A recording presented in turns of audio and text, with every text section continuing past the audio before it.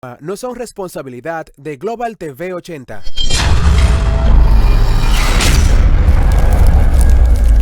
Tu canal.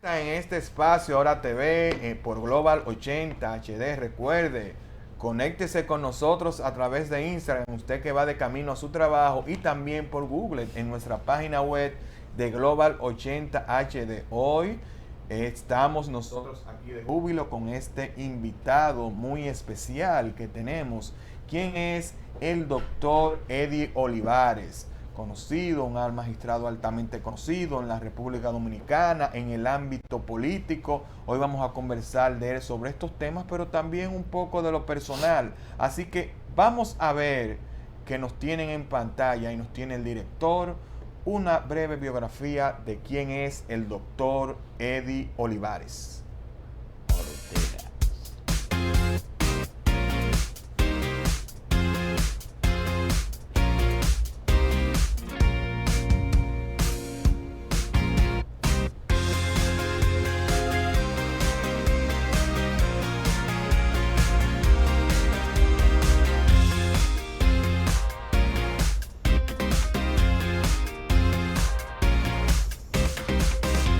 El destacado juez Eddie Olivares nació en San Francisco de Macorís, donde comenzó sus estudios. Se graduó de leyes en la Universidad Autónoma de Santo Domingo y luego de varias especialidades y maestrías, nunca ha dejado de estudiar, aprender y destacarse en la sociedad. Fue el primer fiscal del Gran Santo Domingo, donde fue reconocido por su ardua y honesta labor. Trabajó en el Ayuntamiento del Distrito Nacional desde hace 8 años. Fue el juez titular de la Junta Central Electoral, donde se le reconoce por sus valores y apego a la ley, lo que lo hace destacar como uno de los magistrados que goza de mayor prestigio.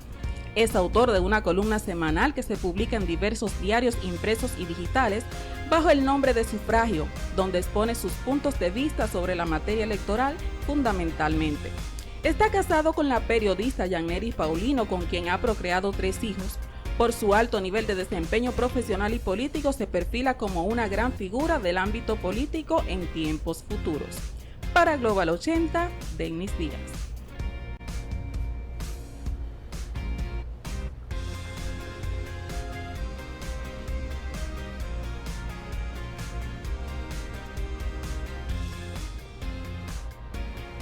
Doctor Eddie Olivares, bienvenido a Global 80. Se merece un aplauso. Doctor Eddie Olivares. Realmente, hoy Global 80, señores, se llena de júbilo porque desde nuestro nacimiento hemos traído varias figuras a estos estudios muy connotados, pero hoy nos consagramos con un hombre que lo ha dado todo por la honestidad de la política dominicana, a desentar un poquito más el sistema de partido, como lo es el hermano y amigo. No voy a decir mucho porque me emociono. El doctor Eddie Olivares. Buenos días, hermano querido. Realmente es un honor y un placer para estos estudios. Ya usted conoce a esta batería de buenos comentaristas, buenos políticos y buenos seres humanos, como sea. Adelante. Bueno, muchísimas gracias. Quiero saludar a todo el pueblo dominicano, pero sobre todo felicitarles por el excelente trabajo que vienen realizando y que ya va convirtiéndose el programa en una parte importantísima de la televisión matutina. De modo que muchísimas felicidades y que sigan desarrollándose con mucho éxito, contribuyendo con la orientación del pueblo dominicano. Bueno, definitivamente, doctor Olivares, magistrado, nosotros nos sentimos regocijados de su presencia aquí y vamos a aprovecharla. Faltó decir ahí en el pequeño documental que Eddie Olivares es miembro de la dirección ejecutiva del Partido Revolucionario Moderno y fue también presidente de la Comisión para la Reforma Estatutaria de ese partido, estatutos que recientemente se modificaron, y precisamente queremos hablar de ese tema.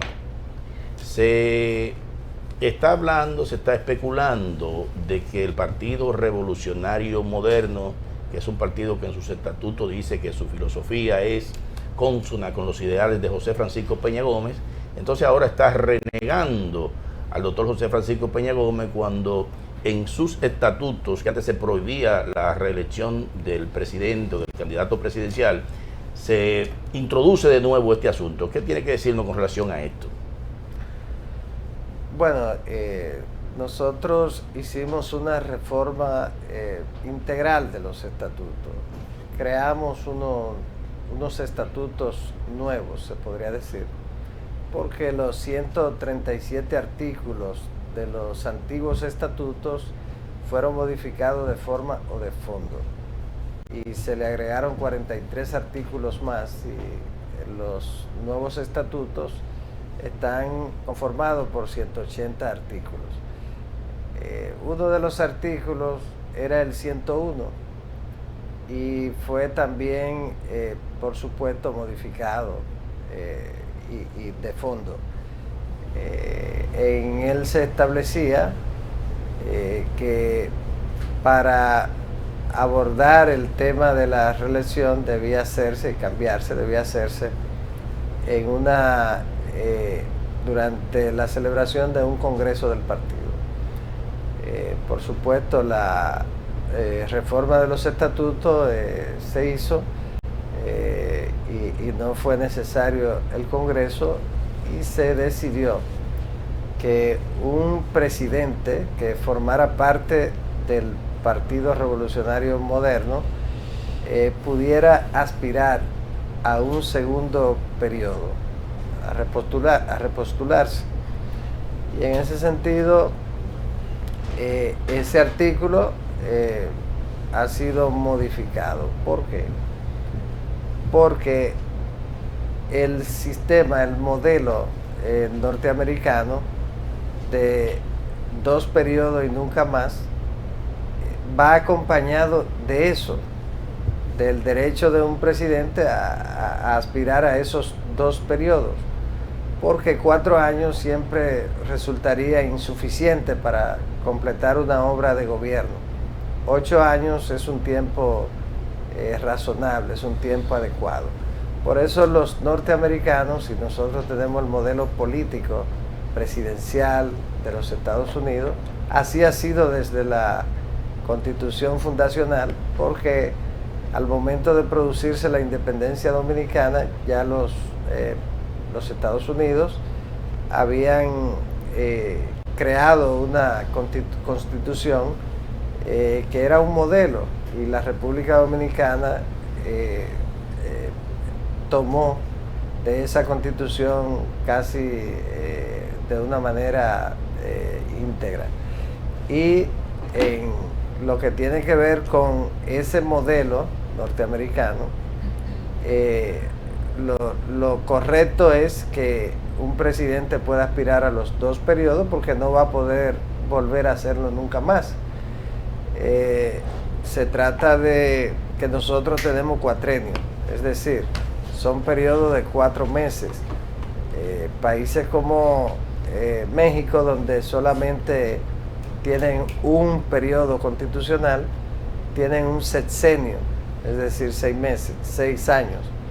En ese sentido, esa es la razón de la decisión. No está renegando del doctor José Francisco Peña Gómez, que es la base fundamental desde el punto de vista de su ideario. El ideario del Partido Revolucionario Moderno se consagra en estos estatutos, está inspirado en el pensamiento de los padres fundadores de la patria, fundamentalmente Juan Pablo Duarte, y del doctor José Francisco Peña Gómez. En ese sentido, no se ha renegado de ninguna manera de las ideas del doctor Peña Gómez. El tema de la reelección, de la prohibición de la reelección, fue producto de una situación en la que el Partido Revolucionario Dominicano, de donde venimos, se fundó en el 1939. Estaba en ese tiempo, en su apogeo, la dictadura de Trujillo. Por lo tanto, estar en contra de la reelección era algo de gran importancia. Luego vinieron los acontecimientos con la caída de la dictadura, el triunfo del profesor Juan Bosch en el año 1962, su caída en el 63, 6 meses después, y los acontecimientos que le siguieron hasta las elecciones del año 1966, en la que fue elegido el doctor Joaquín Balaguer. Esos 12 años de Balaguer, recuerdan quienes ya eran jóvenes o adultos en ese tiempo, que fue un gobierno autoritario, despóticos, y en ese sentido Balaguer aspiraba a la reelección, que era indefinida, y el PRD mantuvo esa posición, ese principio de no reelección, que era un verdadero problema para el país en ese tiempo. Sin embargo, ahora con el modelo de 2 periodos y nunca más, lo lógico es que el partido se adecue a la realidad de ese mecanismo establecido en el sistema norteamericano. Magistrado, recientemente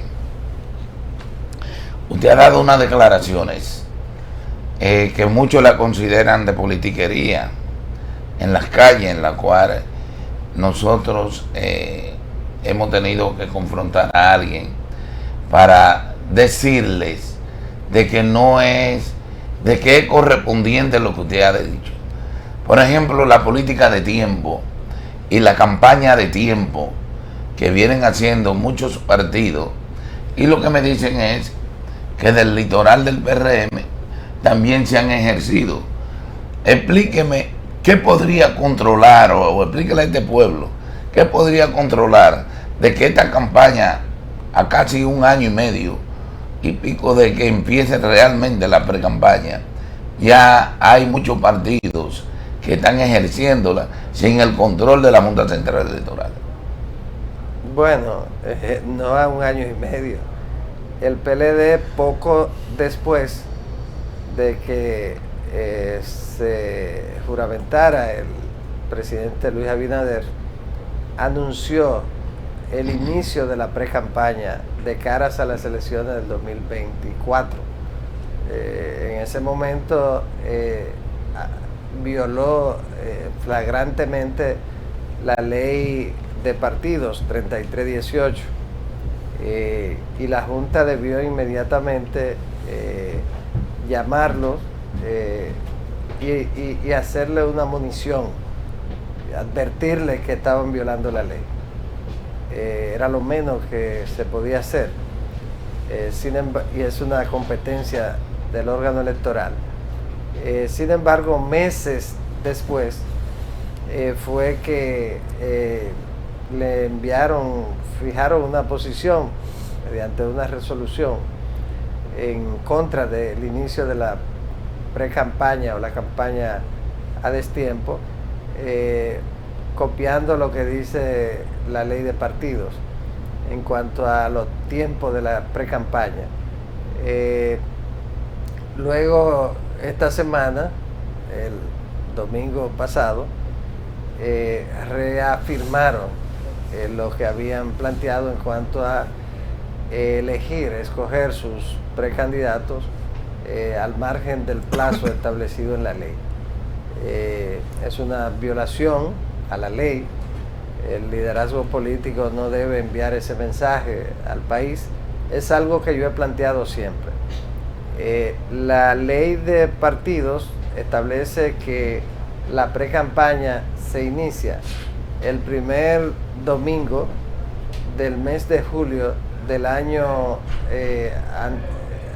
anterior al de las elecciones, que será el 2024. En consecuencia, la precampaña debe iniciarse el primer domingo de julio del 2023 y finaliza el primer domingo del mes de octubre en caso de que se trate de primarias. En caso de que se trate de otra modalidad de elección, se inicia el último domingo del mes de julio y concluye el último del mes de octubre. Es decir, son 3 meses de precampaña, establece la ley de partidos. Eso es lo que hemos planteado y que no puede el Partido de la Liberación Dominicana hacer una precampaña y una elección fuera de esos plazos establecidos en la ley, porque viola la ley y es así. Eso no es que yo lo diga, es que está ahí establecido. Pero claro, magistrado. ese es un criterio que yo he tenido siempre en función del rol que he tenido siempre en el ámbito electoral, y yo siempre he tocado esa parte, porque si usted hizo la ley de partidos, estableció ya un tiempo de pre-campaña, un tiempo de campaña que antes no estaba institucionalizado, no existía en la ley. Por lo tanto, tú argumentabas, bueno, como la ley no prohíbe eso, está permitido, pero ya eso no es posible, y que se haga de una manera de cara al país, como si nada hubiera pasado, es un mal mensaje. Magistrado, pero en ese mismo orden, porque sería interesante saber si la ley tiene previsto algún tipo de sanción para el que viole ese artículo e inicie una pre-campaña de tiempo. ¿Hay algún tipo de sanción pecuniaria o de qué forma? Claro que sí. La Junta Central Electoral puede amonestar a ese partido, lo cual es sumamente duro para un partido ser amonestado por el órgano electoral por la comisión de una falta, en este caso de una violación a la ley, y también puede ser sancionado como consecuencia de una decisión de la propia Junta Central Electoral. Doctor, usted ha sido un garante del sistema de partidos en la República Dominicana. Sus escritos están ahí y todos van en el mismo orden. Siendo juez y después de terminado su periodo como juez, siempre abogado porque se fortalezca el sistema de partidos de la República Dominicana como pilar de la democracia. ¿Usted está de acuerdo con planteamientos que han hecho la Junta Central Electoral de ellos dejar, o mejor dicho, no ser parte de los procesos internos de los partidos? O sea, como se hace actualmente, que ellos son los que velan por los procesos internos de los partidos políticos. ¿Está usted de acuerdo con esa propuesta por parte de la Junta Central Electoral? No, en total desacuerdo. Yo pienso que es un desatino de la Junta Central Electoral plantearlo, por 2 razones. Una, porque es una atribución que le da la ley al órgano electoral, que es un cuasi poder, y que bien quisieran otros órganos electorales en cualquier país, en cualquier democracia, tener ese poder que tiene la Junta Central Electoral. La razón por la que en la ley de partidos se instituyó que la Junta Central Electoral organizara, supervisara y fiscalizara los eventos electorales de los partidos políticos, fue precisamente porque la integridad de los procesos electorales, la garantía de la integridad de los procesos electorales se inicia desde la escogencia de los candidatos a los cargos de elección popular. La principal función de un partido político es la de presentarle al electorado sus candidatos a los cargos de elección popular. Pero la Constitución de la República, en su artículo 216, establece claramente que se deben ser escogidos los cargos de una manera democrática. En ese sentido, el órgano electoral es el llamado a garantizar que eso se haga, que la escogencia de los candidatos sea de una manera democrática, cumpliendo con la democracia interna de los partidos políticos. En ese sentido, el órgano electoral tiene la obligación de organizar las primarias cuando son primarias. Las primarias son una especie de elecciones previas a las elecciones nacionales.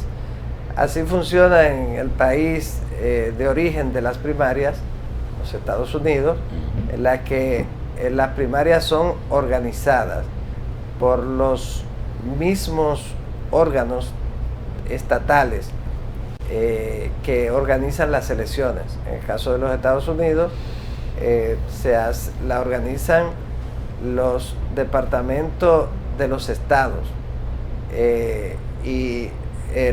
¿Por qué? Porque son elecciones, entonces usted no la puede dejar en manos de los propios partidos. ¿Y qué garantía hay de que se cumpla con la integridad de ese proceso cuando son los propios partidos? Y en la ley de partidos está la modalidad de primarias como el primer mecanismo para escoger los candidatos a cargo de elección popular. Tendría que quitarse de la ley entonces las primarias como una modalidad de elección. La garantía de que esto funcione. Entonces, los más interesados en que los procesos internos sean organizados por la Junta Central Electoral son los propios partidos políticos, que saben la dificultad que tiene cada proceso y el cuestionamiento que genera cada proceso cuando es organizado por el propio partido. Entonces, los mismos partidos fueron los que procuraron que eso se estableciera en la ley. Entonces, es contraproducente que el órgano electoral plantee que se le quiten las responsabilidades que tienen en la ley en relación con la organización de esos eventos y envía un mal mensaje, porque el mensaje que está enviando es de que el órgano electoral quiere tener atribuciones que no le generen ningún tipo de situaciones de presión. El menor esfuerzo, la teoría del menor esfuerzo, y ese es un mal mensaje, porque magistrado, hay algo que el órgano tiene que asumir su responsabilidad en ese sentido, y yo pienso que es un desatino, y desde el principio planteé que lo conveniente es que retiren de su propuesta ese planteamiento, tomando en consideración que la propuesta de la Junta es la base para la discusión que se está desarrollando en el CES, en la mesa sobre la reforma de la ley orgánica del régimen electoral y la ley de partidos. Yo pienso que deben retirarlo, ese planteamiento, que es algo que tiene mucho que ver con los partidos políticos, que son los que saben si conviene o no que el órgano electoral sea el responsable de la organización de las elecciones. Así es, magistrado. Imagínese usted que se arman desórdenes a lo interno de los partidos, regulados por la Junta. Sí. Imagínese sin la regulación de la Junta. No, terrible, terrible. Pero hay algo, magistrado, que a nosotros, especialmente al pueblo dominicano, le preocupa. La Junta Central Electoral per se no ha pegado una, ni cuando usted estuvo ahí. Primero fueron los escáneres, que fallaron. Después las cuestiones estas electrónicas, y casi a 2 años de un nuevo conteo electoral no se ha anunciado, no comienza a vislumbrarse una política de la Junta de cómo será los próximos comicios auspiciados por ellos, si van a ser electrónicos, manuales, cómo será, cómo se explica eso, magistrado. Bueno, lo de que no ha pegado una es algo extremo, no es así. Se ha avanzado mucho en lo que tiene que ver con los procesos electorales. Ha habido errores, como ocurre, algunos sumamente graves, pero pienso que es importante. La Junta Central Electoral, y ahí respondo a la pregunta suya, inicia con un calendario regresivo el proceso de montaje de las elecciones. A veces tú dices, bueno, ¿cómo el órgano llega al día electoral y todo lo que implica ese montaje? Y en el que ese último día todo tiene que estar perfectamente montado, porque si falla se produce un desastre, una hecatombe en la democracia, y en consecuencia tiene que hacerse de manera que no falle para esa fecha. Entonces eso se hace mediante un cronograma regresivo. Ese calendario incluye plazos legales establecidos en la ley orgánica del régimen electoral, y plazos para los partidos que están establecidos en la ley de partidos, y además se le suman los plazos establecidos por el propio órgano electoral en lo relativo a la organización del proceso a través de reglamentos y resoluciones internas que deben cumplirse cada uno en la fecha indicada en el calendario, en el organigrama, en el cronograma. Entonces, cada fecha debe cumplirse de una manera estricta, como un reloj, porque un fallo en una de las actividades entonces puede dañar el proceso, y eso se hace casi al año, 3 años antes de las elecciones, que se inicia con la conformación, la renovación de las juntas electorales y la SOCLE en todo el país y la SOCLE en el exterior. Entonces se van conformando, y ya para esta fecha se debe iniciar, al cumplirse 2 años, ya entonces el camino hacia las elecciones es un camino de regreso hacia el día de las elecciones, que es el plazo supremo, el plazo constitucional, que es el del día de las elecciones. Entonces todo eso tiene que planificarse muy bien para que sea exitoso. Me imagino que ya la Junta debe tener preparado el cronograma y todo esto para de caras a las elecciones del año 2024. Magistrado, usted habló que el Consejo Económico y Social tiene pendiente la modificación de la ley 3318 de partidos, movimientos y agrupaciones políticas. Creo que también la 15-19, que es la orgánica del régimen electoral. Hay un artículo que a nosotros nos llama sumamente la atención, que es el 134 de la ley de partidos, que habla sobre el transfugismo en las candidaturas. Dice: las personas que hayan sido nominadas para ser postuladas por un partido, agrupación, movimiento político o alianza a la cual pertenezca el mismo a un cargo de elección, no podrán ser postuladas por ningún otro partido, agrupación, movimiento político o alianza en el mismo proceso electoral. Vimos en el proceso electoral pasado que personas que perdieron primarias o convenciones dentro de su partido originario, entonces se fueron a otro partido y fueron candidatos. ¿No hay un error aquí en este artículo, o eso era lo que el legislador quería dejar plasmado realmente? Bueno, esa fue una de las virtudes de la ley de partidos que se le presentaron al país, Y todos los líderes y los partidos decían, ya vamos a enfrentar el transfugismo porque no podrá alguien que aspiró en un partido irse al otro partido a aspirar, y se vendía eso como un paso importantísimo. Pero se violentó con Leonel Fernández. Le llaman transfugismo, pero realmente el concepto del transfugismo técnico real es el que tiene que ver con el cambio de partido, de bancada, de los legisladores sobre todo, y los alcaldes, cualquier cargo de elección popular. Pero se le llama transfugismo, no podrá irse de un partido a aspirar a otro, en ese caso, de ese artículo que usted señala. Pero el Tribunal Superior Electoral, ante un recurso elevado en ocasión de la situación del partido Fuerza del Pueblo,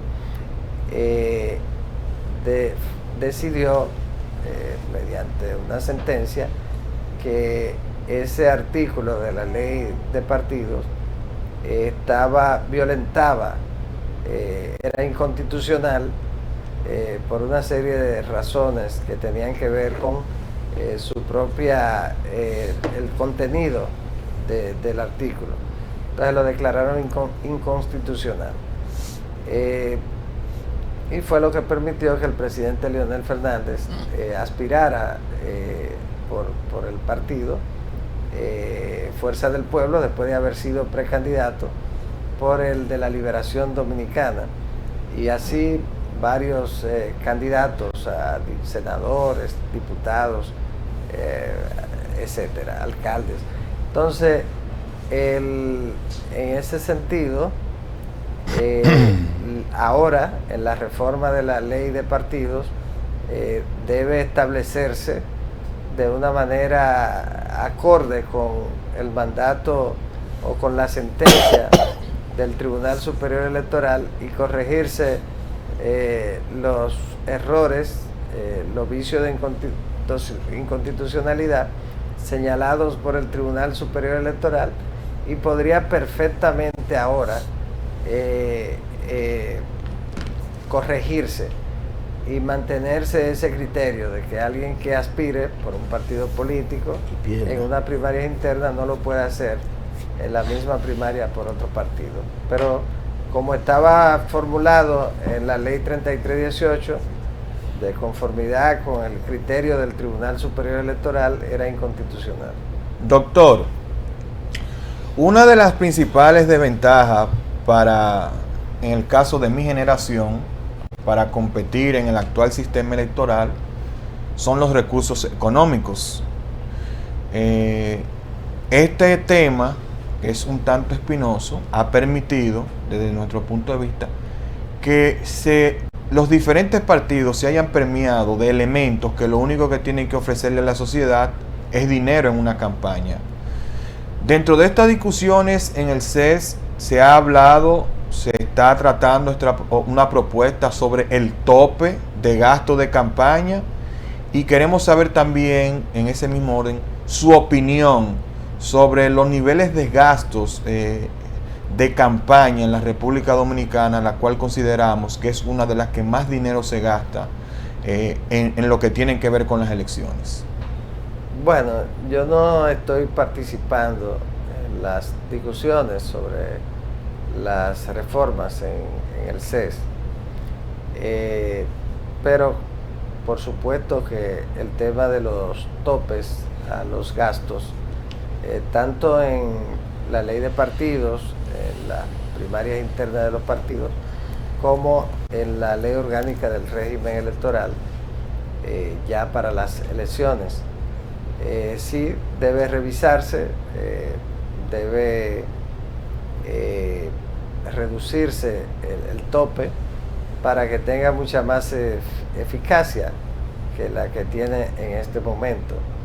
El costo de la campaña sigue siendo uno de los grandes problemas de los procesos electorales, de la integridad de los procesos electorales, porque la competencia se dan en un plano de desigualdad inequitativa en función no tienen la equidad que debería tener una competencia democrática, y quien tiene mucho más dinero tiene más posibilidad de accesar, sobre todo en candidaturas de relevancia nacional, como la del presidente de la República, y local, como grandes alcaldías, senadurías, etcétera. Entonces, y de alguna manera hasta en el caso de diputados.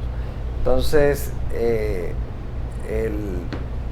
el dinero en la política, decía Ronald Dworkin, que es la maldición de la política, el dinero. Entonces, después que la televisión se convirtió en el medio indispensable para las campañas electorales, y por el costo de cada segundo en la televisión, decía Sartori, entonces la democracia de vídeo ha sido un gran problema, con el costo enorme que han pasado a tener las campañas electorales. En ese sentido, los topes son importantísimos, no necesariamente son una garantía de que se resuelve el problema, pero ayuda en algo. Hay que estar claro, yo en eso siempre procuro ser realista, porque se plantean las cosas y como una panacea que al final de cuentas terminan convirtiéndose en frustración.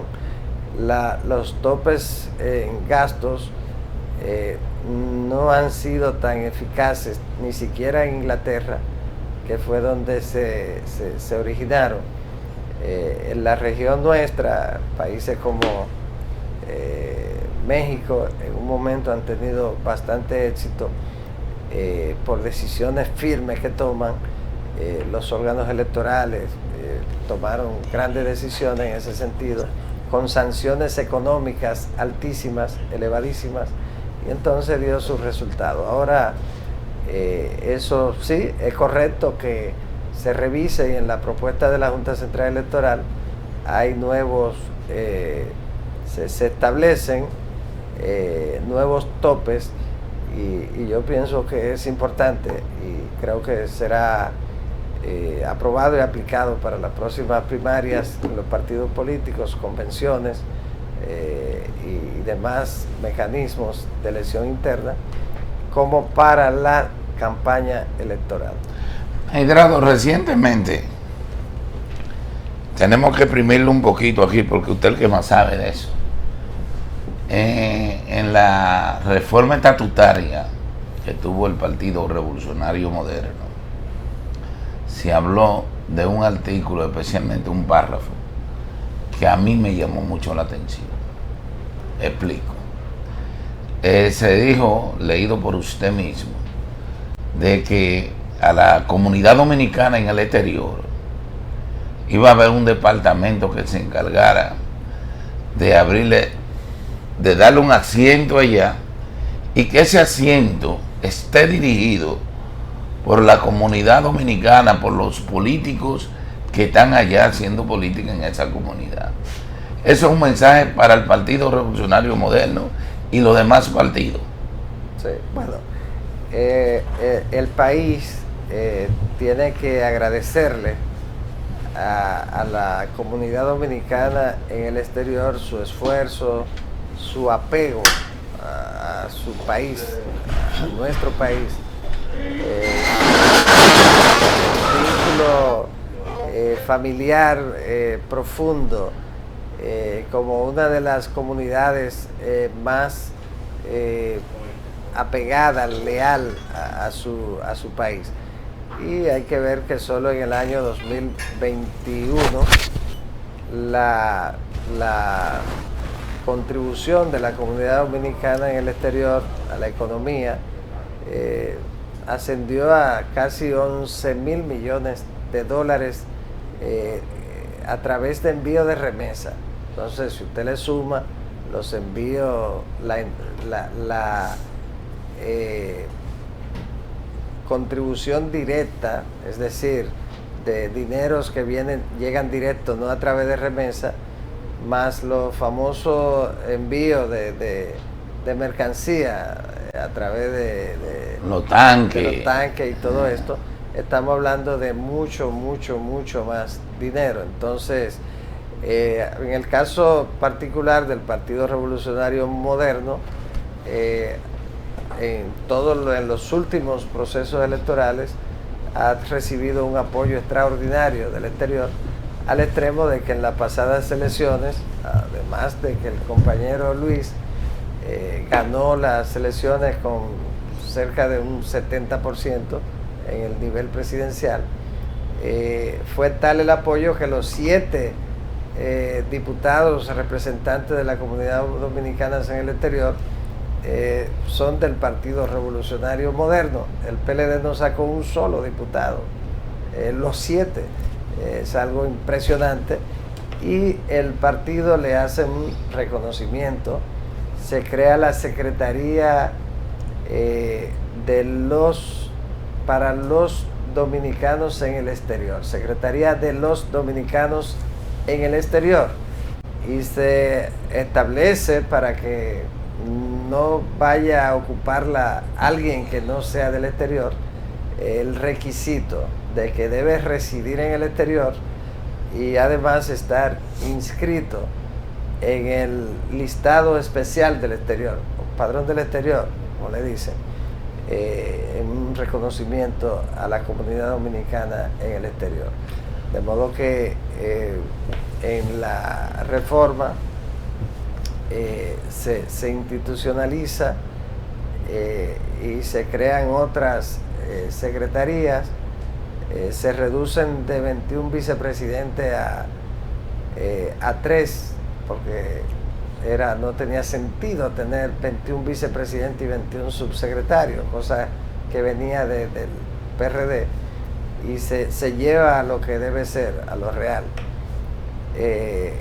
Es una reforma que desde el punto de vista de la organización del partido, el funcionamiento de sus organismos y su integración, va a hacer que el partido funcione de una manera mucho más eficiente, igual que en lo que tiene que ver con los organismos electorales, los procesos electorales.